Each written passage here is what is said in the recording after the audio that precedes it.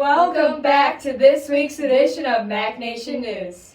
Mindful Mac's monthly meeting is on Tuesday, January 17th, after school in the community room. Hope to see you there. We are back with our next broadcast journalism featured reporter. This week, we are going to hear senior Grace Gondella give us some tips about what goes into the college application process. Take it away, Grace. Are you a high school student stressing about applying for college? Well, you're in luck. Applying for colleges in the fall can be a stressful time. Many students do not even know how to start this process. To make your application process less stressful, here are some things that you should know and do before applying. First tip is to maintain a good GPA.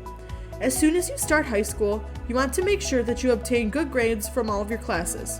Having good grades will help you develop a strong GPA that will be carried throughout your high school career. The second tip is to do well on your ACT or SAT. In your junior year of high school, you should plan on taking either the ACT or the SAT. Before you take one of these standardized tests, you want to prepare yourself for them.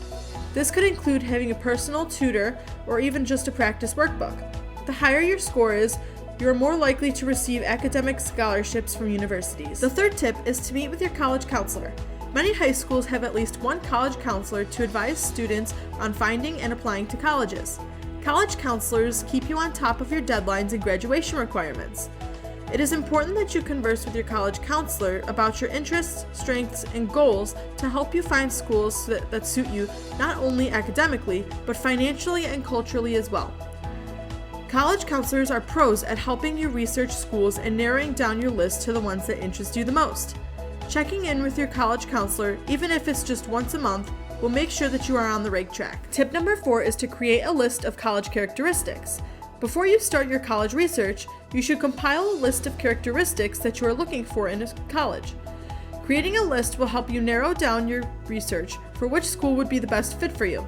For example, some of the things that you might want to consider are tuition costs, available majors, how far away it is from where you live, and etc. The fifth tip is to start your college research. Once you have developed your list of characteristics, you can then begin your research. The first thing that you should search is for schools that are best known for or have a good program for your designated major. Then, you could do some more research on a particular school, including the admission requirements and background information about the school. You will be able to find majority of this information on the college website. Tip number 6 is to go on college visits. You want to plan your college visits for schools that you are interested in attending. When planning these visits, make sure you go when you have a day off or are available, so you are not trying to juggle extracurricular activities, school, and college visits all at the same time. Going on college visits is a great way to get an insight on the college experience from someone who is currently living it. If you have any questions about the school, don't be afraid to ask the ambassador because they are more than happy to answer these questions for you. Also, by seeing the college in person, you can decide if this is the right school for you based on how it makes you feel. Regardless of all the programs, opportunities, and scholarships, the school you choose should feel like home, a place where you will be able to grow and develop, not just academically, but in all aspects of life. Tip number 7 is starting your applications. When you start your applications, you want to make sure that you fill out the information completely. Your goal is that you should complete your personal essay on the Common App before you start senior year, so you don't have to worry about it in the fall. Also, before you start senior year, ask one of your teachers who knows you the best, or your counselor, to write you a letter of recommendation.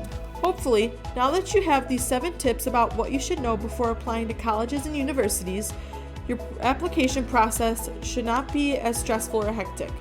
Each of these tips plays a crucial part in the process, so be patient. If you follow these tips, you will be set to apply to your top colleges and universities. This process may be very overwhelming and rushed, but it is all worth it in the long run. Thanks, Grace. Stay tuned for more Mac Media and broadcast journalism featured reports in upcoming weeks. Social Awareness for Women's Club is going to hold a meeting after school in room 114 on Thursday the 19th discussing feminism. We hope to see you there. This has been Molly and Georgia signing off. Have a wonderful Wednesday, Macaulay.